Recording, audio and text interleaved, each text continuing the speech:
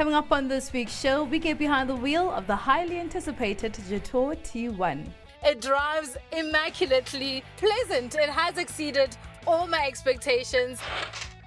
We bring you all the highlights from the 2026 Volkswagen Indaba and Gqeberha. This is an industry that needs a little bit of help from the government. And Ernest gets his first taste of Tata's recently introduced model range. Once you get behind the wheel of this car, it does start to excel.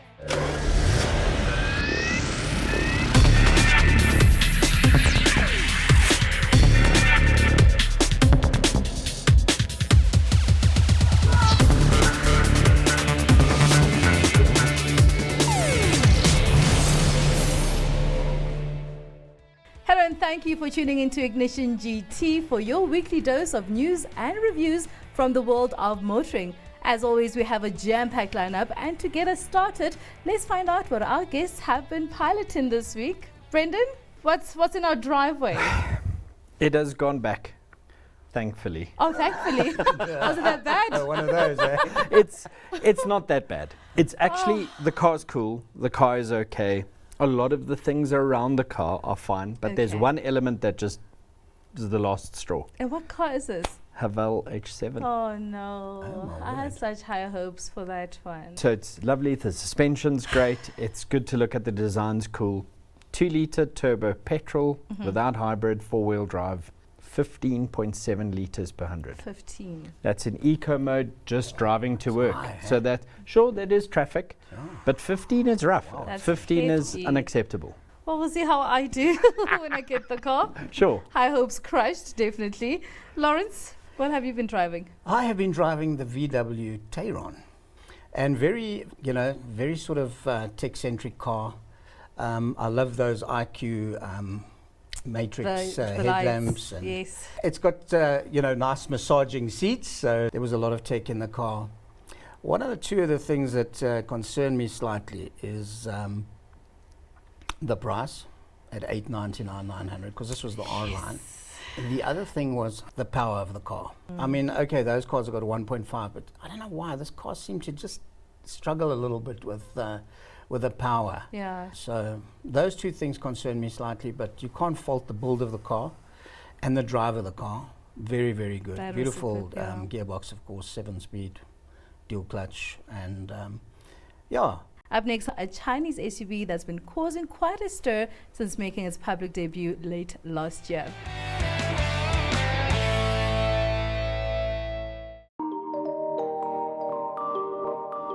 Jetour has finally made it on the list of the best-selling top 10 car automakers in South Africa, and that's largely because of the T-Series models, which launched in October 2025. Of course, that is the T1 and the T2.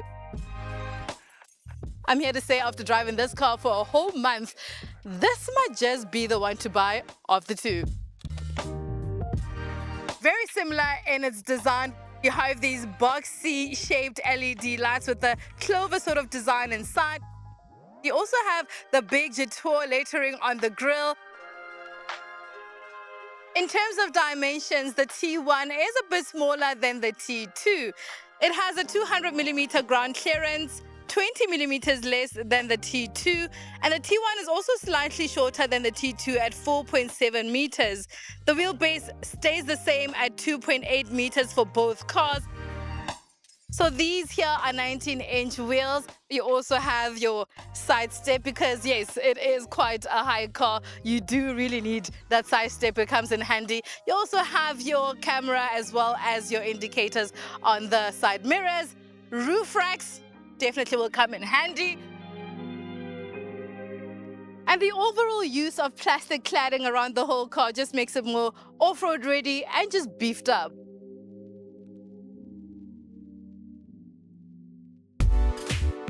The rear features a more rounded design, and it's very different to what we have seen in the T2. It has a rear spoiler, which I do think makes it look very sporty, and also these sort of square shaped but also rounded LED rear lights with the 4-leaf clover design inside. You also have the T1 badging, and below that you have an option to use your tow bar, which I have the rest of that in my car. Inside, side, you have a big boot space. This is about 578 odd liters worth of boot space. You also have your anchor points, and of course you can put your nets just to keep your luggage very secure in the back. And you also have bins on the side just for extra storage. You have a 12-volt socket on the side where you can charge your fridges or anything else you might want to charge. It has an electric tailgate. This is the Odyssey derivative. And of course the base models will then use a bar to pull down the boot, but we're in a top spec. We don't roll like that.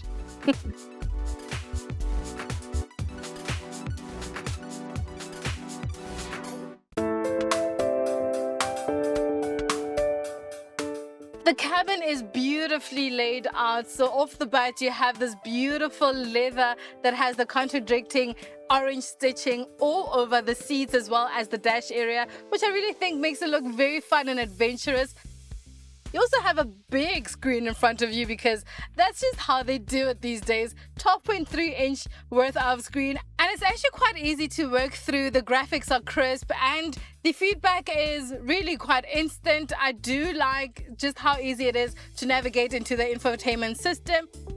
You play music, the light goes according to the beat of the music that you're playing. So it will flicker like that according to the beat, which is absolutely cool. You also have an instrument cluster in front of you, and you also can configure how that will look. So you can change it up to your liking. This is that whole double-decker situation. So below that you have not 2, but 4 charging ports, C-type as well as USB.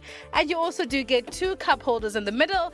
Underneath the armrest, you have a deep storage bin in there. The rear really does tell you how big this car is and how spacious it is inside as well, because look at all that legroom that I have, as well as my headroom as well. And what really is nice is that this panoramic sunroof stretching towards the end of the car really does give the illusion of just more space in the rear as well. Overall, this is actually quite a really nice cabin to be in.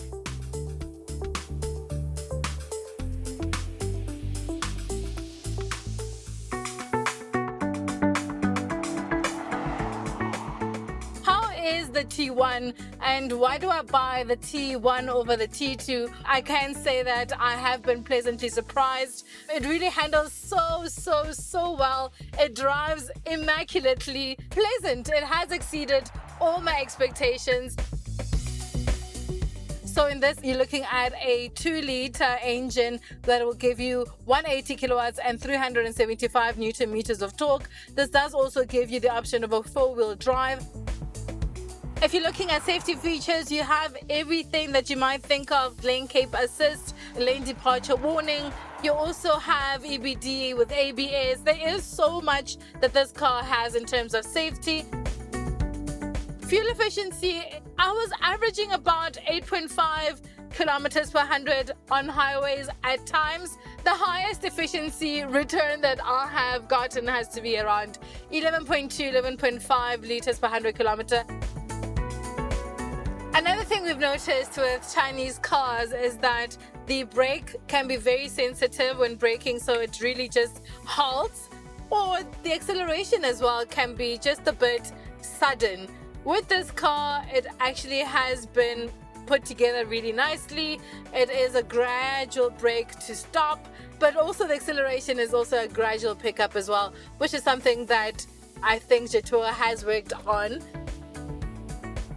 The Explorer edition will set you back around 594,000 Rand, while the top spec Odyssey that we're in will set you back 634,900 Rand. You can really go for the base model and still be happy, but overall, you really are getting great value for money.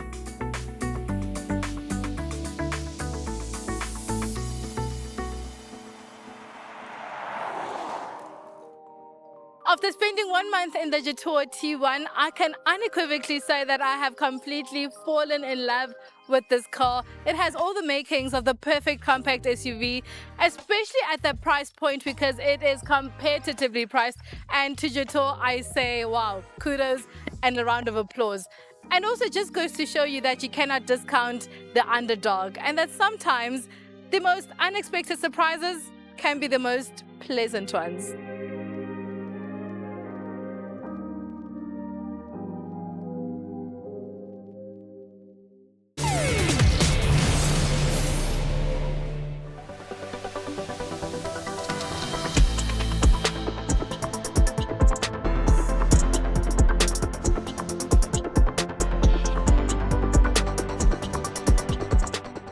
Welcome back to Ignition GT. While the Jetour T2 may be the one hogging the spotlight, its T1 sibling is every bit as accomplished and shouldn't be overlooked. Which one would our guests choose if it were to be parked in their driveway, I ask? I love 4x4. I love going off-road, but I don't do a lot of it. Yeah. So for me, probably the T1 would be the better one. The only thing that concerns me slightly, we took it to ADA 4x4 track, and it was touching the bottom quite a bit because it's got that 190 millimeter as against the 220 ground clearance of the T2. So that would be certainly something to think about. But obviously, if you're not going to be using No, then much for on me, those you know, if terrains, you can mount a payment, oh well. Then you are that's happy good, with it nonetheless. Yeah, absolutely. Yeah, Brendan, let's look at both of those cars and maybe also compare. I mean, they both really quite well equipped. They both look good. So the T2 would definitely have its own buyers. The 4x4 guys, the guys that all want to go down that avenue, they would have their buyers. The T1 also, like my Haval H7, also quite rough on fuel. Thirsty. Yeah, it's a thirsty bugger. Can So- I ask you what you got?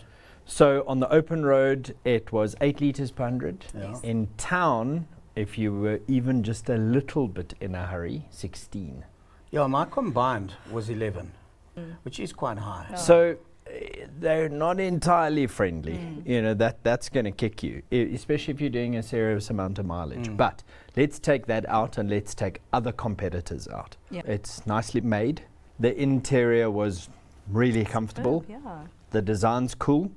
I found the suspension nice and pliant. The suspension was really good. The ride quality was great. So my only thing would be look at what your needs are. The buyers out there, look at what your needs are. If you want 4x4 and you are going to go actual off-roading and that sort of stuff, T2 is your port of call. If not, T1 will cut the mustard. But with all of these Chinese cars, the people really need to ask themselves the question, fuel consumption, fuel consumption, fuel consumption. But what could be the issue then? I mean, Yeah, this is a strange one because it's actually got a 2-litre engine. Yeah. You know, before it was all of those 1.5s. yes. You know, those were heavy on fuel. You know, maybe plug-in hybrids, those kind of things. You know, those are actually the ones which could be like a real competition to these cars because you've got big range and your fuel consumption is less. Well, let's move on over now to VW because they have an Indaba coming up and it has become a fixture on the South African motoring calendar. Each year, the makers of the People's Cars invite members of the media to visit the company's local home in the Eastern Cape and give them a sneak preview of what's to come in the year ahead. And there's loads to look forward to in 2026.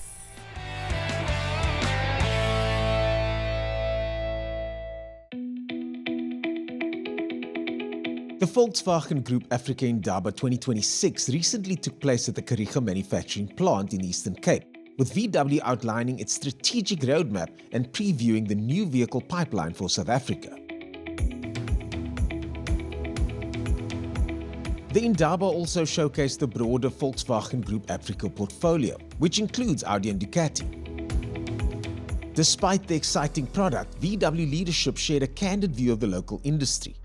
Martina Biena, MD of Volkswagen Group Africa, described 2026 as a crossroads for the South African automotive sector.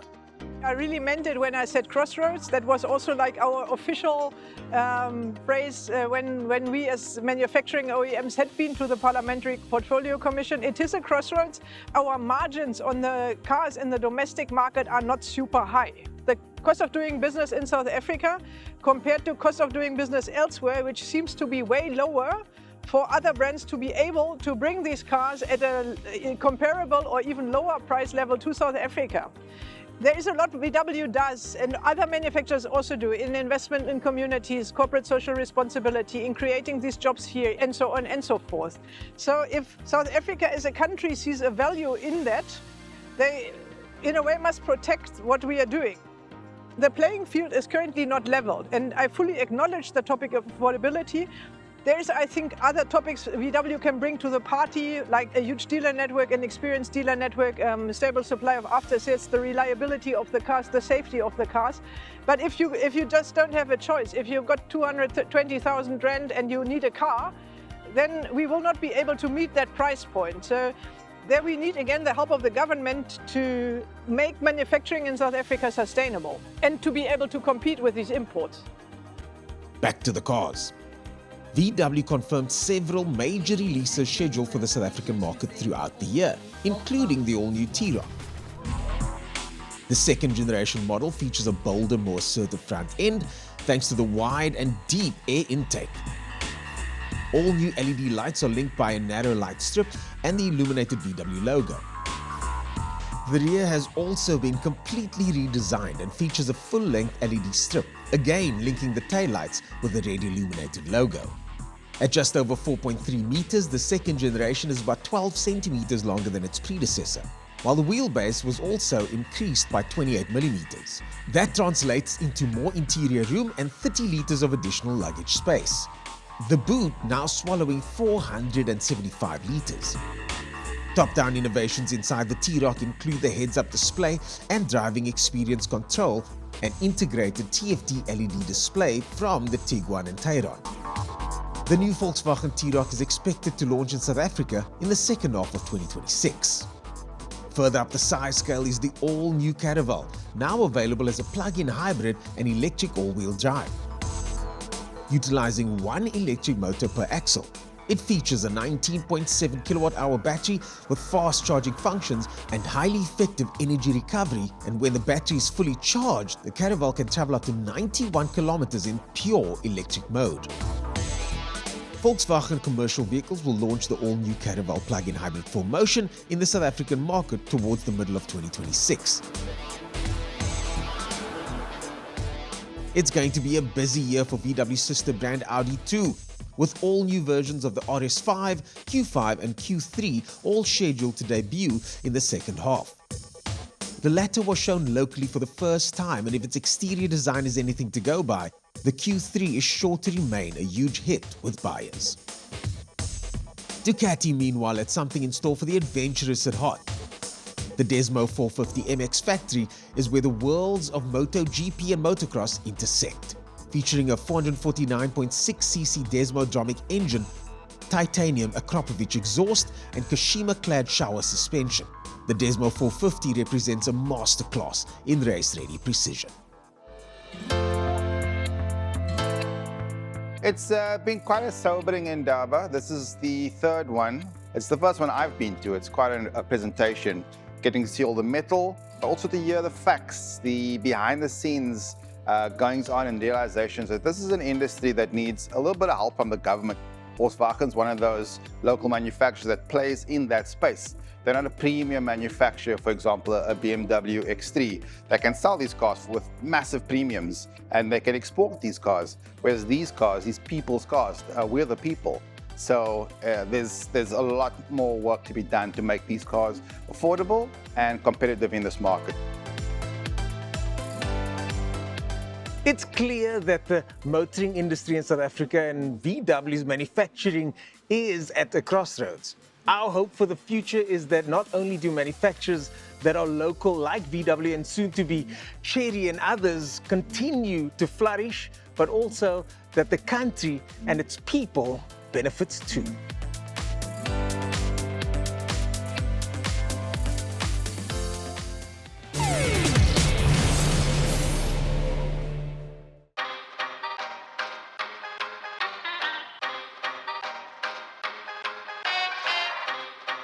There is a large list of car manufacturers that have left South Africa and have come back.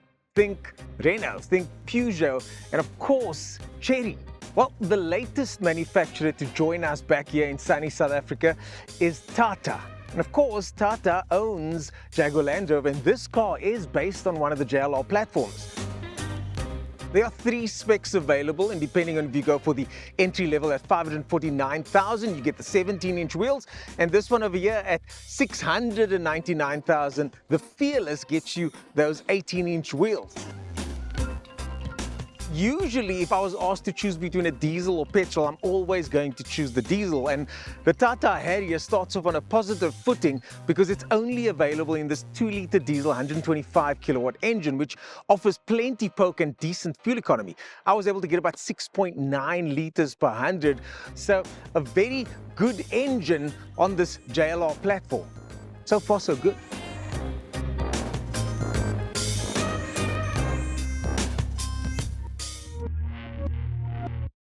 But step inside and the cracks start to show a little bit. The build quality is a known issue on this vehicle, and let me give you a couple of examples. The carpet at the bottom here, it's puffy. It's almost as if it's not properly sealed up against the bottom panel below the carpet, and maybe that's by design because it is kind of comfortable on my foot, but it feels almost as if a few things on this car have been a bit of an afterthought. That doesn't mean, though, that you don't get a whole bunch of features built into almost every model in the lineup. Let's start with the fact that this has got a 5-star NCAP rating. It's got a whole bunch of tech in here, including adaptive cruise control. It even does that cool little function where when you indicate, it shows you what's happening on the sides of the car, 360 camera, and the list goes on and on. Be sure to check that catalog because when it comes to features, the Harrier is fully loaded. Where most cars have a driver-focused cockpit, the Tata Harrier's center screen actually faces towards the passenger. It's these types of things that make the interior of the Tata not my favorite place to be at all. But it does change when you hit the road.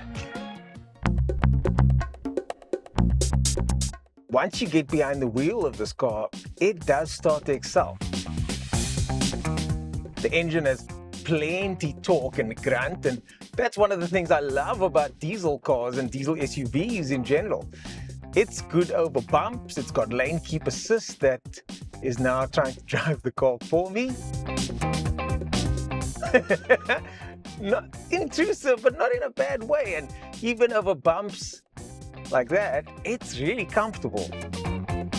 You've got various modes to select from here. You've got normal, sport, downhill, descent, assist, and economy mode, and that's the sound you'll be hearing every time you change modes, by the way. I'm now aiming for the bumps, and that is really, really composed. So the driving experience, once you're behind the wheel and you kind of just ignore everything in here, it's a good driving experience, actually. The dash seems a little busy, but all the information you need is there. And of course, you've got a multiple speaker JBL sound system, which is available on this top spec model. You've also got a high-speed charger, and I was quite seamlessly connected via the Android Auto system. There's also a distinct lack of buttons in the car, where there are almost no buttons on the center console, and everything here, including the hazard light, is done with a little touch button. It's a big car. It's a big, spacious car. So you are looking at competitors like the XUV 700, Hyundai's Tucson, and other equally big offerings from other manufacturers like Chery and Kia. That puts this car in a very, very competitive segment, especially at the price point. And if it had come in at a lower price point, I think it would have made a lot more sense. Not saying that it hasn't come in at decent pricing, but it's kind of swinging in a very, very competitive weight division.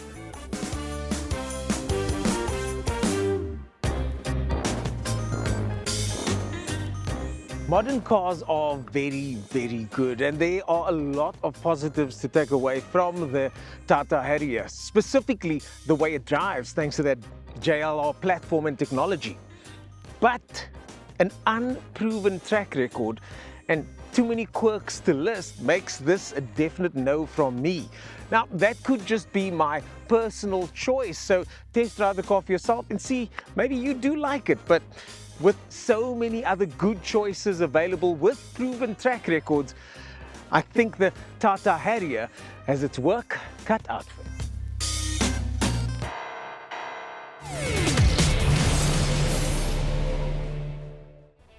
And with that, we've come to the end of this week's show. Guys, thank you so much for joining me. Be sure to join us again next week when Ernest samples the eagerly awaited Alfa Romeo Jr. Toyota provides us with an up-to-date insight into the state of the local motoring industry, and we speak to the team spearheading the Lepers brand's local operations.